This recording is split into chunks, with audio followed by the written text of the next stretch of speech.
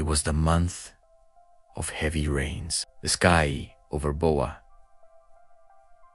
Esperanza farm carried that color of old iron, dense and furious, as if the whole world was holding its breath before releasing an ancient cry. The gates creaked in the wind. The animals paced restlessly. The workers had already retreated to their houses. Only Renato remained on the veranda. Sitting in the rocking chair his father had left, with a cup of cold coffee in his hand, and his gaze lost on a horizon he would never cross again.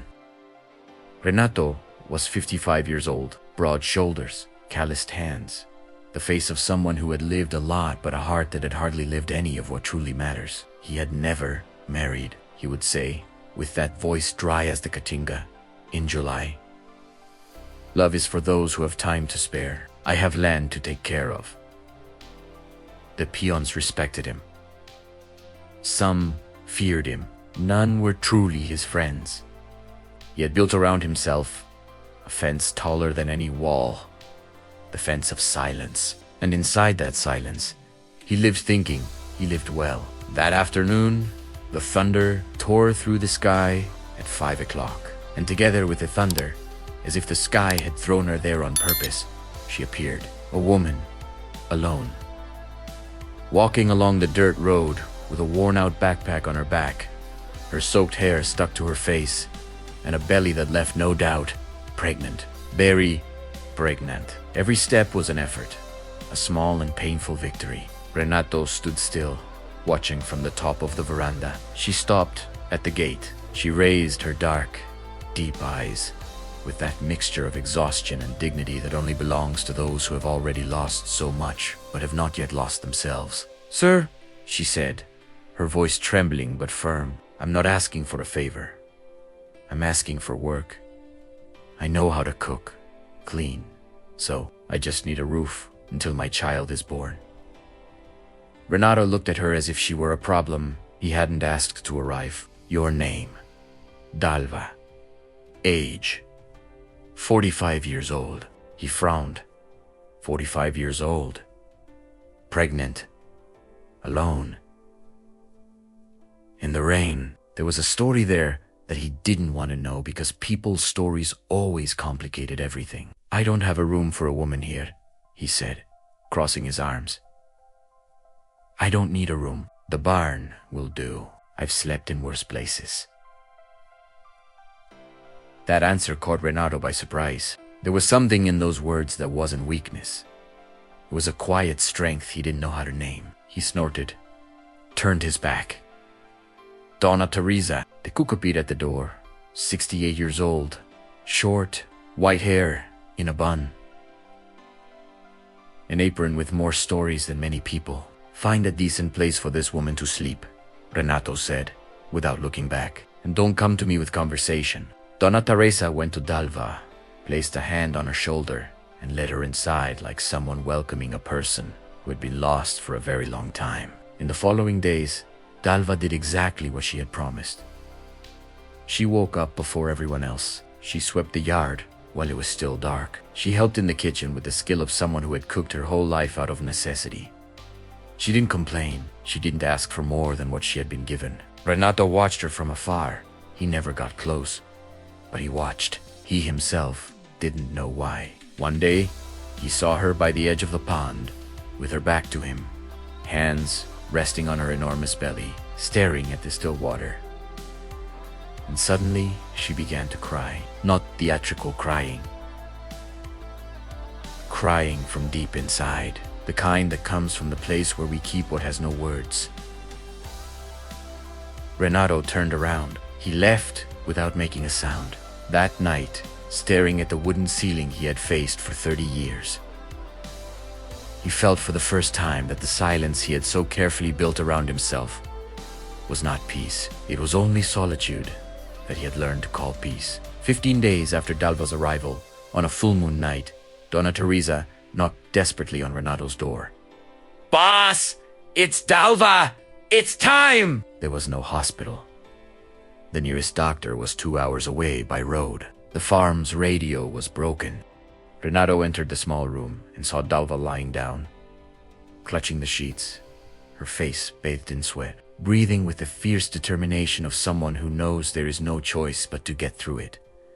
He should have left, but his feet wouldn't obey. "What do I do?" he asked Anna Teresa. "Boil water, get clean clothes, and don't leave here." Renato did everything, with those large hands that knew how to tame wild animals, but had never held anyone's hand in a moment of pain. He held Dalva's hand when she asked, without words, only squeezing his fingers with a strength he hadn't expected. At 3 in the morning, a cry tore through the silence of Boa Esperanza farm. A girl, small, red, with clenched fists, as if she had arrived in the world already ready to fight. Donna Teresa placed her in Dalva's arms. Dalva was exhausted, pale, but her eyes shone with a light Renato had never seen in any person. He was leaning against the wall at the back of the room. He looked at that tiny child in Dalva's arms and felt something move inside his chest, something that had been still for a very long time, like pond water that no longer flowed. He left the room without saying anything. He went to the veranda. He sat in his father's chair, and for the first time in 55 years, Renato cried. He didn't know how to name what he felt. He only knew that something had changed that night inside him, inside that farm, and that nothing would ever be exactly the same again. She was named Flora. Dalva chose the name the next morning, her voice still hoarse from the battle. Flor, because even in the driest place, a flower insists on being born. That same afternoon, without telling anyone, Renato went to the field and returned with a bouquet of yellow wildflowers. He left it outside the door of the small room and walked away. Dalva found it. She stared at it for a long time. There was no one there. But she knew. Flor was very small. She had arrived before a time, and the first days were of constant tension. She nursed. She cried in a thin, almost whispered way that broke the heart. Dalva didn't sleep. She stayed up all night with the child in her arms, singing wordless melodies she invented on the spot. One early morning, Renato passed through the hallway and heard that singing. He stopped. He stood there, outside the closed door, listening. There was something in that voice that immobilized him. It wasn't the beauty of a singer. It was something more raw. It was the sound of a woman alone, exhausted, afraid, talking to her daughter in the only language they both understood. Love that needs no explanation. Renato stood still for long minutes. Then he went to his room and stared at the ceiling with the expression of someone trying to understand something he had never been taught. In the second week, Flor developed a high fever. Sudden Dalva went to the veranda with the child in her arms, her voice broken. She has a fever. She needs a doctor. Renato stood up before she even finished the sentence. 40 minutes later, he was driving down the dirt road at a speed the peons had never seen, with Dalva in the passenger seat holding Flor tightly against her chest, saying a prayer she had learned in childhood. And that came back in that moment like things we learn, when we still believe in everything. At the health post, the doctor said, mild infection, common in premature babies, would respond well to the antibiotic. Dalva closed her eyes when she heard that. From the other side of the room, Renato uncrossed his arms. He breathed deeply. On the way back, already at night, Flor slept peacefully. The truck swayed on the road. There was silence between them, but a different silence. It was the silence of two people who had just gone through something frightening together and who recognized each other in that shared fear. "Thank you," Dalva said, without looking at him. "You don't need to," he replied. Then, unplanned, my father died when I was 8 years old. My mother left shortly after. I was raised by an uncle who didn't like me. I never told that to anyone here. Dalva turned her face to him. She looked for a moment. She said nothing. She didn't need to. Sometimes people tell the most important things, not because they want an answer, but because they have finally found someone in front of whom those words don't need explanation. The weeks passed. The farm was transforming in a way no one could explain, but everyone felt. Renato began to talk more. Not much. He would never be a man of many words, but more. The peons exchanged glances among themselves. That man who for years barely opened his mouth except to give orders was, in some way, coming back into the world. Donna Teresa watched everything. "You're doing him good," she said one day to Dalva, while the two of them peeled cassava. "I'm not doing anything," Dalva replied. "Exactly," Donna Teresa said, with a small smile. But there was a shadow. Dalva carried a story she had not told anyone. Renato saw it in the moments when she thought no one was looking that way, of staring at the road as if waiting for someone or fearing them. That way of hugging Flor too tightly. One Saturday afternoon, he found her in the kitchen with a piece of paper in her hand. Red eyes, beyond tears. She tried to hide the paper. "You don't need to hide it," he said, in a gentler voice than usual. Renato sat on the other side of the table. He didn't ask for anything. He just stayed there. It was Enog. Slowly, with her voice coming and going, Dalva told him. She had married young, to a man who started out good and gradually became something else. Like erosion, you don't notice until the ground disappears. Years of erased life. Words that hurt without leaving visible marks. When she got pregnant at 44, a pregnancy the doctors called unlikely, he said he didn't want it, that they were too old. But this child made no sense. She left with the clothes on her back and a backpack. No destination, only the certainty that the daughter she carried deserved a different world. The paper was a letter from him. It said she had no right to the child, that he was going to get her, that she was not in a condition to raise anyone. Silence in the kitchen. "He's going to come here," she said. "I'm afraid." Renato raised his eyes. "He's not setting foot on this farm," he said, with a firm voice. "Why would you do this for me?" He went to the window. He stood looking at the yard where Flor slept in a hammock between two mango trees. "Because no child should grow up without knowing what safety is," he said, with a voice that carried 55 years of something he had never said out loud. "I know what it's like to grow up without it, and I won't let it happen again in front of me." Dalva put her hand over her mouth, not out of weakness, but because sometimes we receive something so unexpected and so true that the body doesn't know how to respond. 3 days later, a strange car stopped at the gate. A man got out, worn suit, expression of someone used to getting what he wanted. Renato was on the veranda. Behind him, without anyone asking, stood Joe Grosso and Benedito, the two oldest peons on the farm. They had heard enough. They had chosen their side. The man spoke loudly. He said he had come to take what was his. Renato descended the steps slowly. He walked to the gate. He looked at him. "This is private property. There's nothing of yours here. That woman and that child, they are not things." Renato cut him off.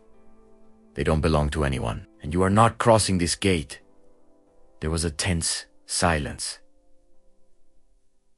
The man looked at Renato, at the peons, at the entire farm that seemed to have taken a stand, and he left.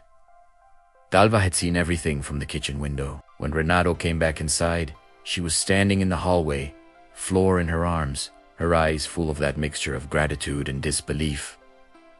Of someone who had waited so long for someone who wouldn't leave, that when that person appears, the heart takes time to believe. Renato walked past her. He stopped, without turning around. "You can stay here as long as you need. You and Flor. As long as you want."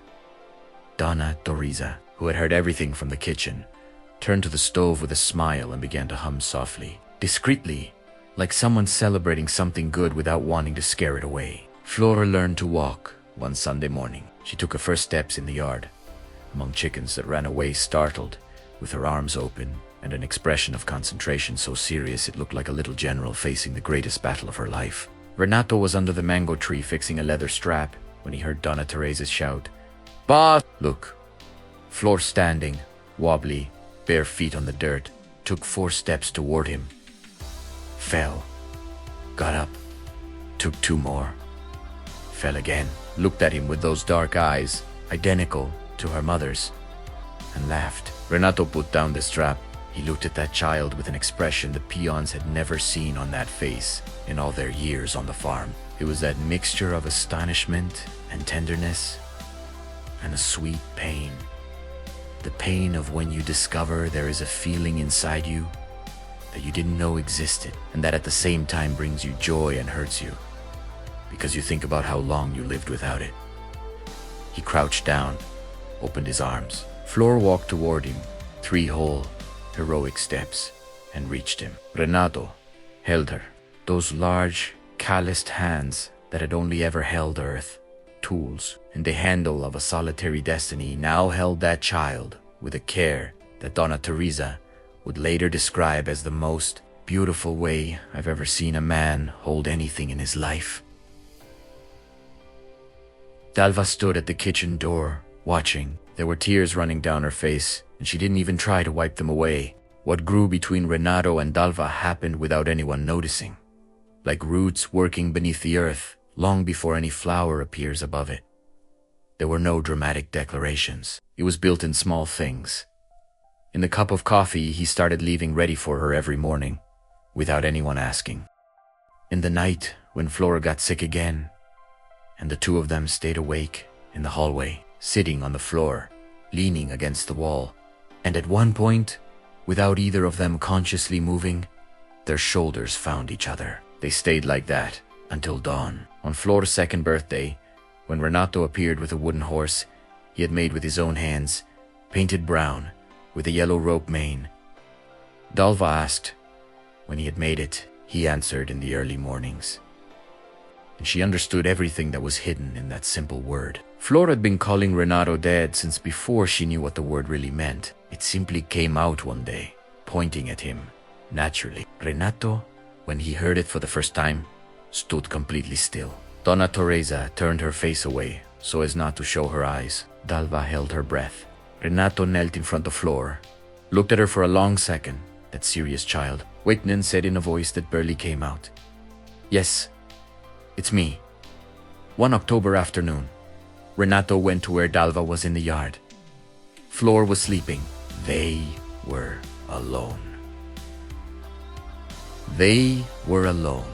He stood in front of her for a moment that felt long for both of them. "I never knew what love was," he began, with that thick voice fighting against itself. "I wasn't taught. I grew up thinking it was weakness. I spent 55 years without understanding why people made such a fuss about a feeling." Dal looked at him without blinking. "Then you arrived, you and Flor. And I still didn't understand until one day I did. Not all at once. It was slow. It was like when the rain starts. You don't know the exact moment, but when you notice, you're already wet." She put her hand over her mouth.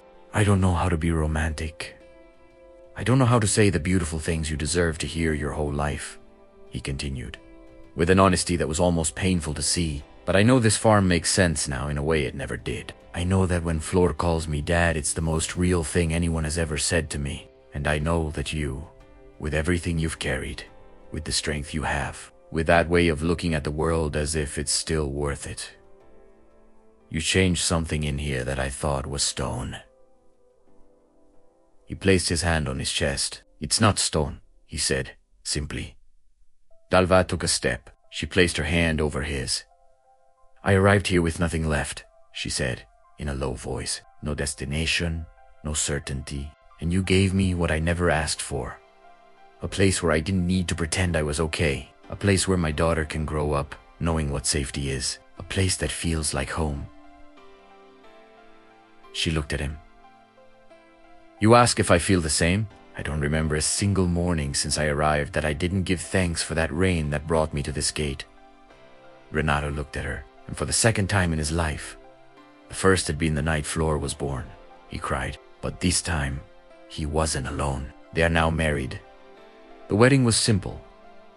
One March afternoon, on the farm's veranda, Donna Teresa as witness, Joe Grosso, and Benedito in borrowed suits that didn't close at the buttons, young Moro, who cried and denied it until the end, and Flor, already 3 years old, yellow dress sewn by her mother, crown of wildflowers on her head, sitting on Joe Grass's lap throughout the entire ceremony, very serious, as if she were the one responsible for the solemnity. There were no families from outside. It was that small group that had become, without planning and without warning, a family of the kind not built by blood, but by choice, by presence, by staying when it would have been easier to leave. When the officiant asked if Renato accepted Dalva, he answered with a phrase that Donna Teresa would repeat to children and grandchildren for the rest of her life. "I do, and I thank you." Flor grew up with the farm as her territory. She knew every tree, every animal, the smell of the earth before the rain. Renato aged with lightness. That lightness that comes to those who have finally stopped carrying what didn't need to be carried. One afternoon, Flor was on Renato's lap on the veranda and asked, "Dad, were you happy before we arrived?" He was silent for a moment. "I thought I was," he said, with honesty. "But it was like thinking you're warm because you've never truly felt the sun." Flora thought about that. "Good thing we arrived then," she said, with the absolute simplicity that only childhood has. Renato looked at the dirt road, the same one Dalva had walked down that rainy afternoon, with a worn backpack, enormous belly, and a dignity he would never forget. "Yes," he said, "good thing." Dalva was in the kitchen. She could hear them from the window. She stopped what she was doing. She stood looking at the mango tree where Flor had taken her first steps, at the farm that had arrived as an emergency shelter and had become, without asking permission, the only place in the world she felt was completely hers. She thought about the woman who had walked down that road with a broken heart and no certainty. She thought about how much that woman had survived to reach this moment, and she felt not that noisy happiness of easy stories, but that other kind. The deep one. The one that stays. The one that needs no witness beyond your own chest. She went back to work, with a smile that was hers alone. There are people who come into our lives like rain comes to the sertao, without warning, without a scheduled time, without asking permission. And we, who had learned to live with the drought, don't know what to do with so much water. Renato lived 55 years thinking love was weakness. Not because he was bad, but because no one had ever shown him it was possible. How long have you been living like him, with the gates closed, saying you're fine, that you've learned to be enough? Dalva arrived, destroyed, at the moment when it would have been most reasonable to give up. But she didn't give up. Not on her daughter, not on herself, not on the possibility that the world still had a place for her. How many good things have you already given up on before crossing the last curve? And Flor, who was born before her time, who was called a mistake by the one who should have called her a miracle, grew up and became exactly what her name promised. Sometimes our greatest blessing arrives wet from the rain, with a worn backpack, without asking permission. Sometimes the love of our life is on the other side of a gate that just needs to be opened. And sometimes a man who never knew what home was discovers that home is not a place. It's a person. It's a child. It's the noise of a family you never planned to have, and that became the only thing that makes sense. Take care of those who arrived. Open the right gates. No seed planted with love stays forever underground. Did you like this story? If this narrative touched your heart, it fulfilled its purpose. Write in the comments a word that summarizes what you felt while hearing this story. Subscribe to the channel so you don't miss the next ones. Turn on the bell. The best stories arrive without warning, like the rain, like Dalva, like everything that changes us forever.